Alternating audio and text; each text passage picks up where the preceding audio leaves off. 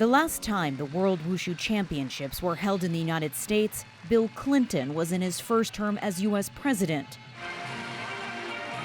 The world was more than a decade away from the first iPhone. Joining us now is the president, Anthony Go. And Anthony Go was a young man promoting the event on a local Baltimore TV sports show. In order to make the sport internationally, we have to get it outside of Asia, which is very strong. Nearly 30 years later, he's still at the center of Wushu in America.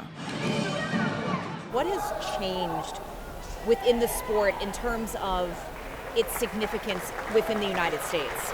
In 1995, for example, Santa was very new in the U.S., and I think that World Championship sort of introduced the Santa into the States.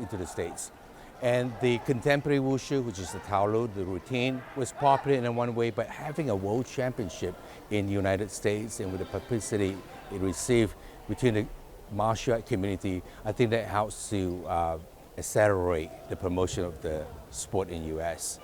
In the years that followed, Go says, an influx of top-tier coaches and retired athletes from Asia helped the sport to develop in the U.S.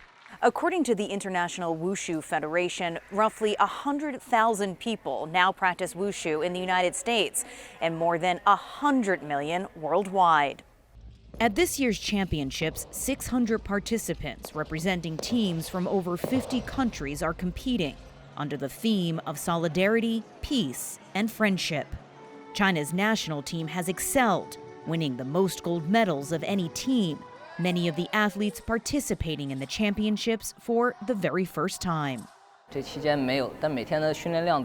amount of training every day during this period was very heavy and tiring.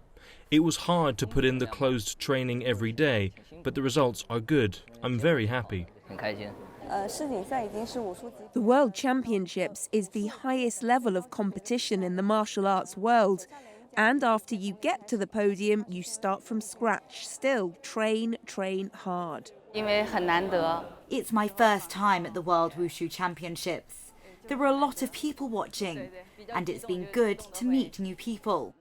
While Wushu's global popularity has grown over the decades, Go says there's more work to be done to raise awareness and to develop a deeper fan base, with the ultimate goal of getting the ancient Chinese art added to the Olympic Games.